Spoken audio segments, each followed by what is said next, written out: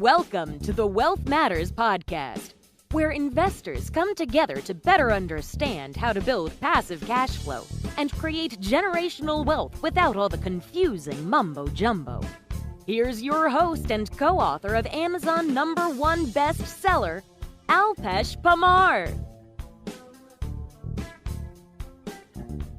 Welcome to Wealth Matters podcast. I am going to talk to someone who I've been chatting with for a while, about 3-4 months, understanding more about his project, Avi Shane Verdugo. So Avi has over 6 years of experience in the startup space, and he's certified in digital marketing. But actually, why he's here is because he's the founder and CEO of Candela Coin. And I have been following them for some time. And then I started chatting with Avi. I, of course, acquired Candela Coin. So I want to put a disclaimer out there that I am an investor. So do listen to this podcast, but I could be biased as well. So make sure you perform your own due diligence as well. So welcome, Avi. Absolutely. Thank you for having me. Oh, of course, man. I'm looking forward to the episode. So tell us something interesting or funny about yourself. That's the first question I ask every guest. Oh, geez. Well, I would say that interesting or funny. I was initially a Bitcoin bear. I was initially a Bitcoin, really? Even crypto in general, non-believer back in 2010 when I first became aware of cryptocurrency and Bitcoin. Which obviously I've done a complete 180, but at the time, because I was heavily trading commodity futures, right, and stocks and equities. I felt at the time that it wasn't backed by any underlying asset and that there was no intrinsic value. And like I said, of course, I've done a complete 180. Oh, and you are not the only one who has done complete 180. It started with JP Morgan Chase, JP Diamond, who just did complete 180. Ray Dalio, who said that Bitcoin does not have any value, and he just declared that he owns some Bitcoin and they are better value than the bonds, right? So right. You are not the only one. Right.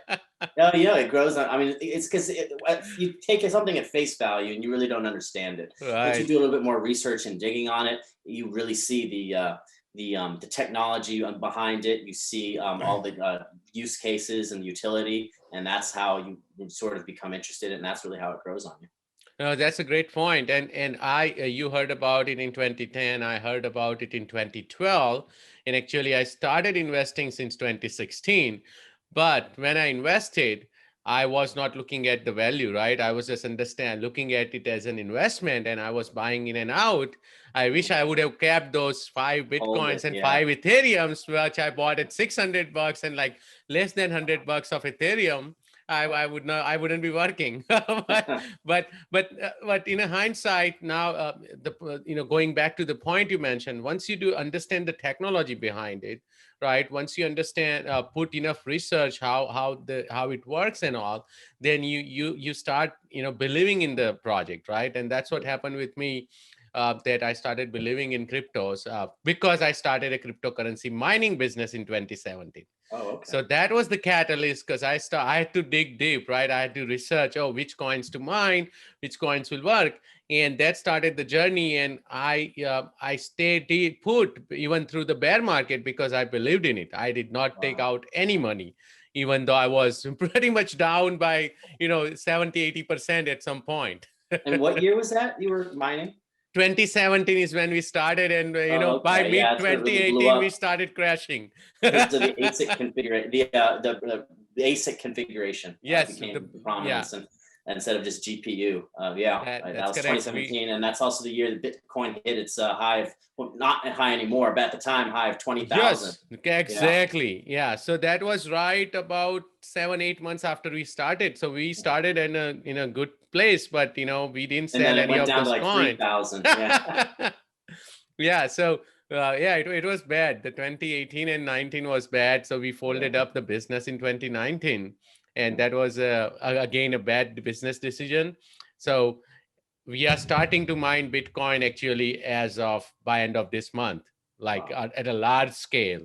now, so we learned from that mistake. Now we have hired a third party outsourcing company like Compute North or Compass, and they will manage everything. And we bought like 400 Bitmain miners, so S19 Pro. So I'm looking forward to that journey now. Absolutely. Hey, so talk about how then you moved into crypto, because you said you did 180, but what happened? I was involved with another company that ended up, it was a company that could do automated due diligence and background requests and checks on people anywhere in the United States. Okay. And it was completely automated. I was a founder in that company and eventually merged with another company, and I did exit from that. And from there, I didn't really know what to do, but I said I was really still trading cryptocurrencies at the time. On the side. So what I wanted to do initially was create like a utility token for that business that I was involved with. But none of the other founders wanted to do that. They didn't see a point in doing that. So, but I really wanted to create a cryptocurrency for the business that we had started, and they didn't want to. So when I had exited, I had already had the idea of starting a cryptocurrency, a utility token at that. And so that's where it really came. And I've always been pretty passionate about green energy and clean tech. And then marrying that with fintech and especially cryptocurrency space just seemed like a perfect idea. That's awesome, man. Because you mentioned green energy and fintech, and I'm passionate about all of that. Of course, I drive a Tesla. Living in San Francisco Bay Area, I have the Tesla solar panels. So as soon as I heard about CLA Coin and what you guys are trying to do, I'm like, okay, I need to get on this thing because I believe in green energy, and even the Bitcoin mining we are going to do. That's why we are doing it in North America. We have solar power, wind farms, and grid. So, our goal is to move it to a green energy space as well. So, this is awesome. So, talk about your experience with, because you mentioned green energy. What's your experience in that space? So I don't have experience in it as far in a professional capacity. But like I said, I've owned, small, 10-watt solar panels, and I'd use whatever I could use it for, like charging a phone. Right.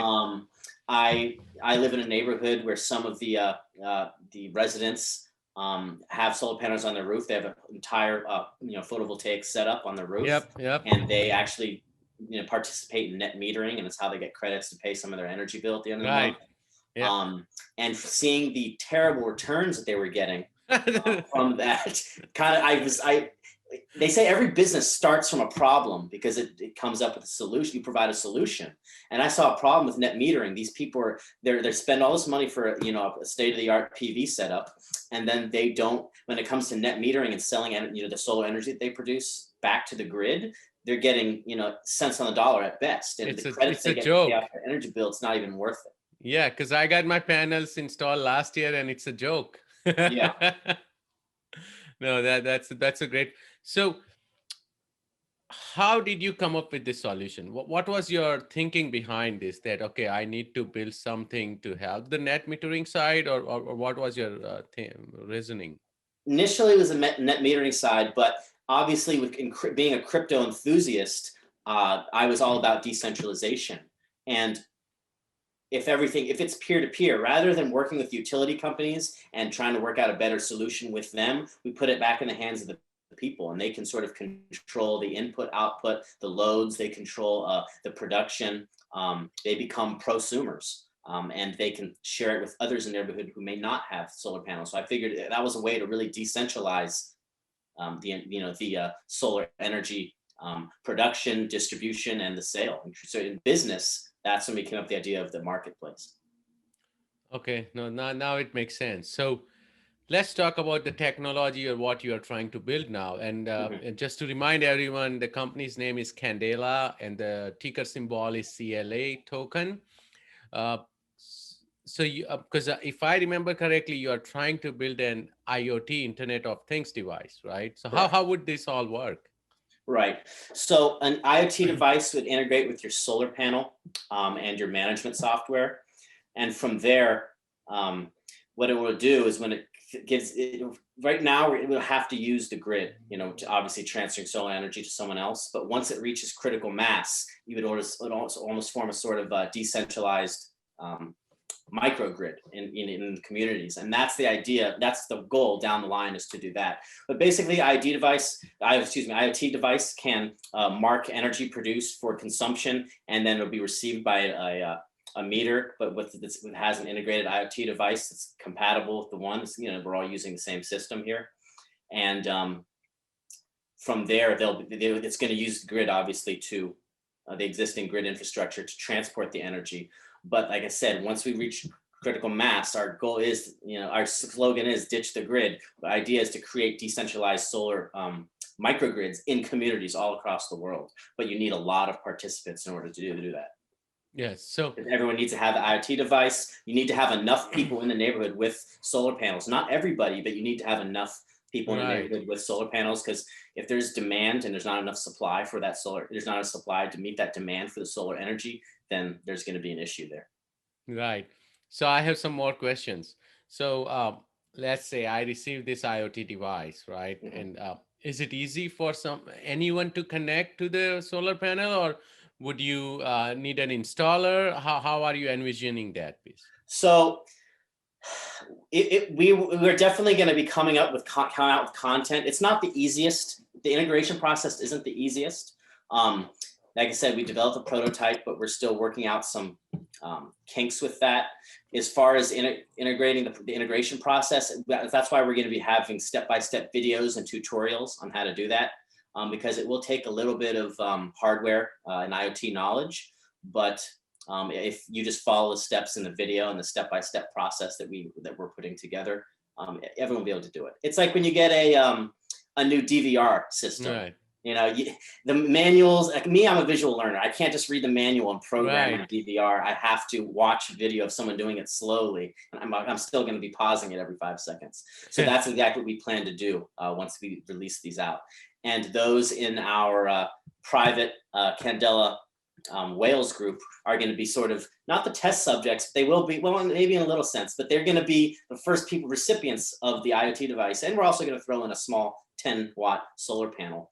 But they're going to be the first recipients of those IoT devices, and they'll be able to let me know how easy integration was, especially since there's quite a few members that have their own PV setups on their roofs. Yeah, I'm pretty sure, especially people like living in California, right? Yeah. A lot of us already have the solar panels, and the California code now requires any new residential buildings being constructed, they got to have solar panels installed, right? So that's another requirement as well. So once you have the IoT device, what is the distance between the neighbors, right? Can it travel a mile, or how would that work? Right. Great question. So it will lose. Obviously, the larger, the further away you are, each device is from one another, the lower the efficiency of the transport will be. As technology improves, that will be fixed. But right now, like I said, the idea is you'll be able to do this at maximum efficiency with neighbors, people across the street, maybe someone slightly down the street. If it's like a mile away, that's not going to, right now in this point in time, that's not going to be, that's not feasible. That's not viable. But right now, like I said, if everyone's in the same neighborhood, if you have neighbors, people across the street, it's who you're going to be doing it with. Like, you're forming your own sort of little microgrid. Got it. And my next question is about utility companies. Have you started talking to these utility companies? Because I'm pretty sure you would need an approval from them as well, because you are going to use the grid, right? So right.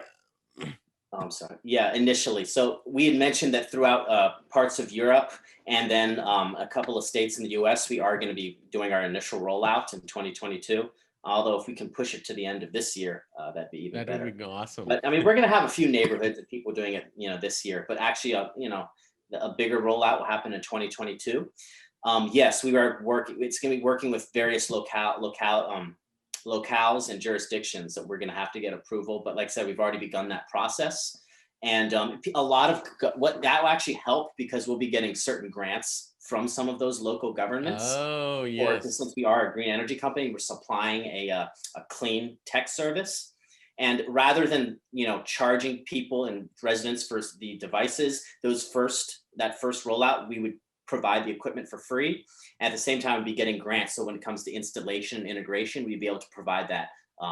We'd be able to provide that for free as well, and we'd be able to hire those installers, and in each local area to install them, so that we'd be able to pay them with those government grants.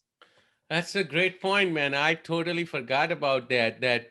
You got, even if you have a great idea, you have to do it at the right time. And somehow your idea is landing at the right time, because this administration is all about clean energy, green energy. You Yeah, are right. It's funny there. how that works out. Yeah, But if it was a couple of years ago, you would be struggling. maybe. No, I'm just kidding. Yeah, no, you might be right. But if you look at my two partners with Candela, the other two C-level executives, James Hayes and Nauman Menzwe, both have a federal government background in contracting. So they've, especially James, has worked in lobbying. He's worked with politicians. He's worked with government, local and federal. So I partnered with these two for a reason. It's because they have those contacts all over the country. Hope they are listening. They are there because of the context. Mm-hmm. No, I'm just kidding. Yeah. No, that totally makes sense. And just looking at it, you have pretty much next 3 years to make this right, because all the grants, everything, and then of course the governments want, Right. and which makes sense as well, because government does want to move on to green space, right? Right. So, and cleaner energy. So yeah, it will work out, looks like. So yes, my next question is about crypto then. Right. Why? Because you could do this, right, without crypto as well. So where does CLA token come into picture? Right. Well, especially when anytime there's a new idea, there's a lot of regulation. There's a lot of especially when it comes to banks, with a lot of wait and see attitude. Visa, MasterCard, American Express, they are hesitant and reluctant to take part in new businesses, ideas, spaces, especially if they are somewhat controversial. So there's a very good chance that they would not even want to process credit card transactions with something like this. Oh. You've seen that in a multitude of businesses where, especially if they're sort of on the cutting edge, or if they're disrupting an existing space. Visa and MasterCard and all the payment processors run by centralized banking institutions will deny any sort of merchant processing. No, that makes sense. Now I'm able to relate as well, because in 2017, when we started cryptocurrency mining business, mm-hmm. and we were already banking with a couple of the largest banks in US, like the big four-ish, right? Right. And they both said no, that we cannot open the account because mm-hmm. it said cryptocurrency. Right. So we just removed cryptocurrency. We said this is not what the business is going to do, and we are able to open the account. But I remember that. Yeah. So how would the CLA token then work? What utility does it bring to the table? Well, obviously it acts as a medium of exchange. But a lot of people ask why 2 tokens? And that's something I really do want to address. Why 2 tokens? Obviously we started out this ERC20 token deployed on the Ethereum network. Yeah. So sorry to interrupt. I just want to remind my listeners, ERC20 means it's Ethereum network. So it's built on Ethereum chain as well. And then at the same time, a lot of other networks have started building their side chains or their own chain, like Binance BSC, Binance Smart Chain. Right. You got Polygon Matic, you have Solana. There are a lot more. List goes on. Yeah. I don't even know them all anymore. I know about a dozen after that. Yeah. So sorry to interrupt. Go ahead. So of course there is CLA ERC20 token, and the next one. And then we created a BEP20 token on the Binance Smart Chain. And we did this because of mostly community.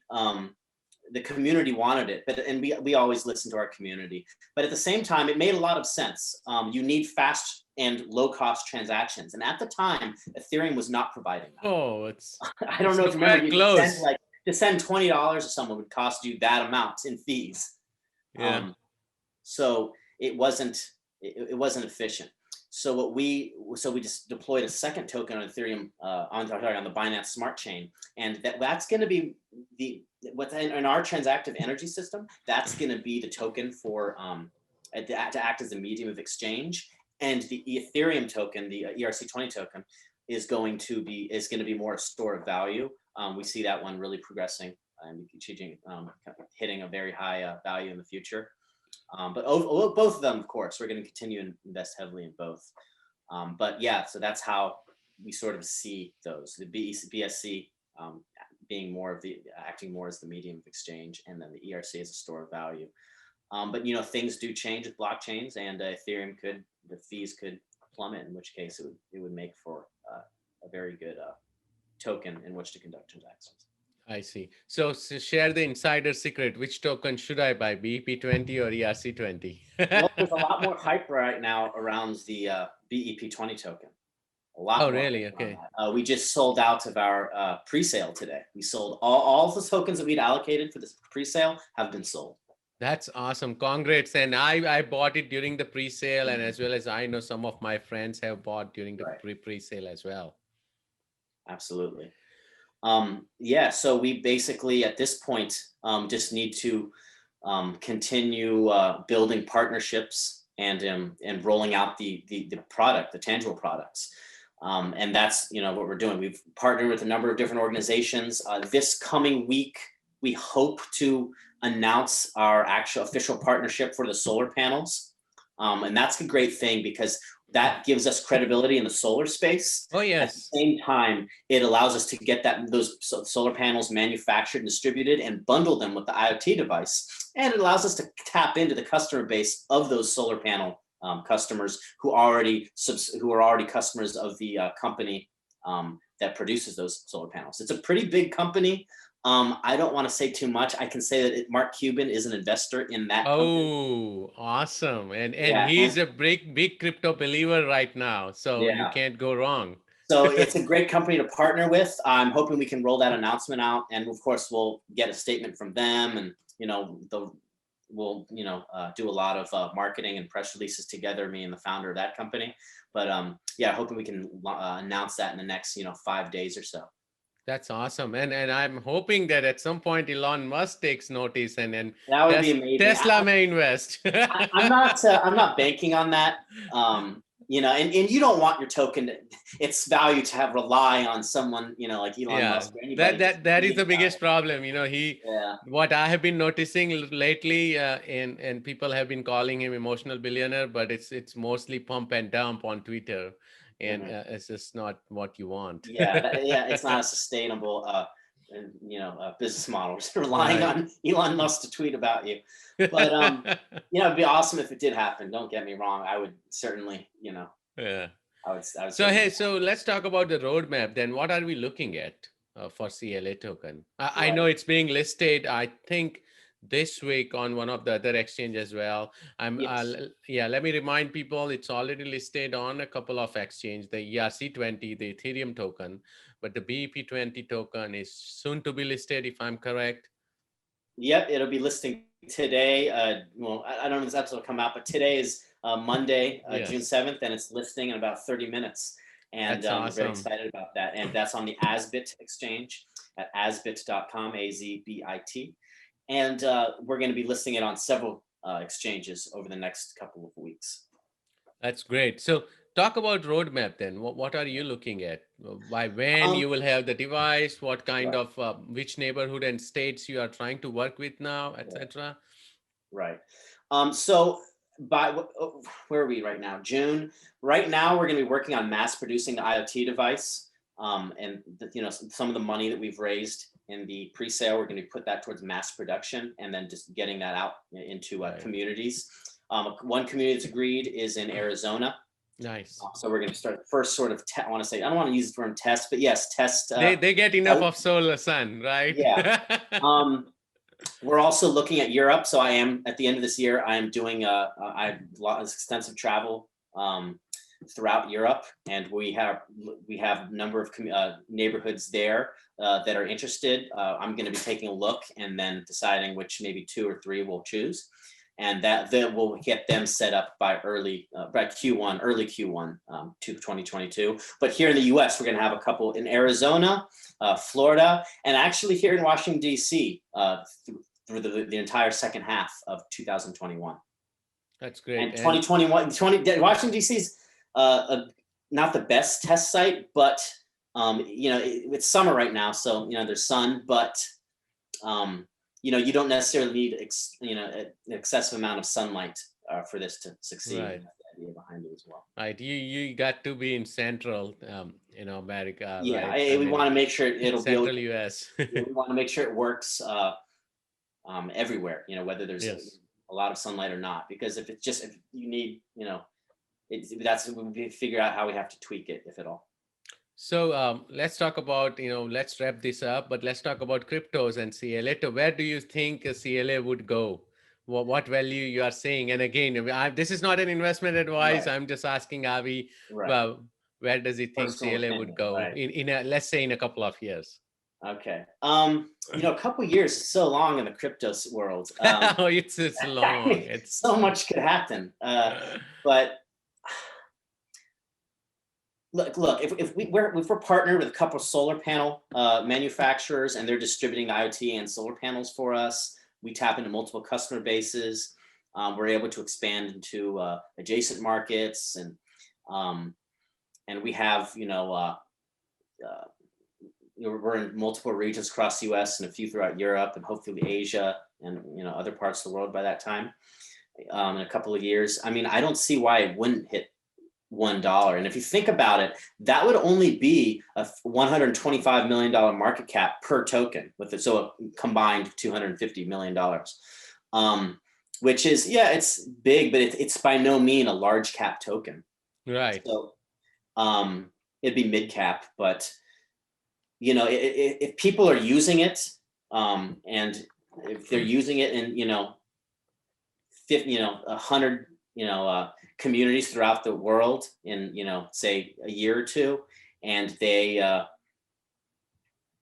we're continuing to list on more exchanges, which will provide more liquidity, better price support, and will sort of stabilize the price a little bit. There's no reason why I don't see why it couldn't hit $1. Well, that would be awesome, because I would be looking forward to it for sure. So what do you think about crypto? Because at start of the year, everything was in bull run till April. Everyone started saying that Bitcoin is going to hit 100 grand or more by end of the year, every analyst. And then, of course, with the Musk tweet, China banning, all the different countries coming out with this regulation and that, Bitcoin is back to what, 36,000 today, and Ethereum, so pretty much from 65 grand to 30. What do you think will happen by end of the year? What do you see? Geez, I hate having to be the oracle, because I am not one. I am no oracle by any means. No one has a crystal ball, for sure. Yeah, I do. I'm very confident that Bitcoin will hit 100,000. Maybe not by the end of the year, but definitely in 2000. I want to say 2022, but you never know. But it will hit 100,000 at some point for sure. I would say for sure, in my opinion. I think it's good. It'll be up. I think in 6 months from now, when it's in December, I am confident that it'll be higher than 35,000. What it is. Oh yes. That I'm pretty sure as well. My honest opinion, I would say probably not, but I think it'll be definitely quite a bit higher than 35,000. I think we'd probably be around its most recent all-time high. His most recent high of 60,000. What was it? 65. Yeah. 65. Oh wow. Yeah, okay. That was the ATH. Yeah. Yeah. So another question about cryptos. Which coins do you think have pretty good chance of let's say, going up 100, 200% by end of this year? Or which coins would you invest your money in? Of course, other than Those CLA who coin. regularly on Telegram already know what I'm about to say. Yes. ERSDL, Yes. Federal Reserve Token. If you can, it hit a all-time high of $1.70, and the platform is good, legitimate, and it provides a real use case, a real utility. Their team is smart, good.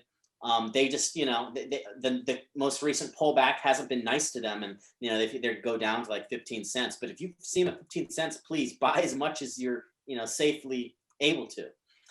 And some people want to maybe trade it and sell it when it gets to 30, 40, but I'm a holder. I bought a bunch at 15, 16, and I'm holding it till it gets over $1, which I'm confident it will again.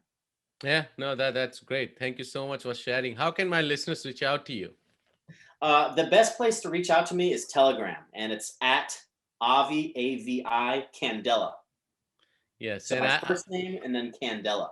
And I can attest to that. He is very responsive, and not only Avi, his entire team. They are I'm very on it about responsive. 23 hours a day. Yeah, I could tell. I'm like, whenever I try to reach out to him, when do I sleep? That's what people always ask. There is a response, and I kept thinking, is he in Europe? Where is he? So yeah, reach out to Avi on Telegram. If you need me to connect you with Avi, do reach out to me as well. Thank you so much, Avi, and good luck with the listing today. Absolutely, Alpesh. Appreciate it. Thanks for having me. Absolutely. Take care. Thanks for listening to the Wealth Matters podcast. If you enjoyed it, please leave us a 5-star rating on iTunes so others can enjoy the show too. Have a great week and happy investing!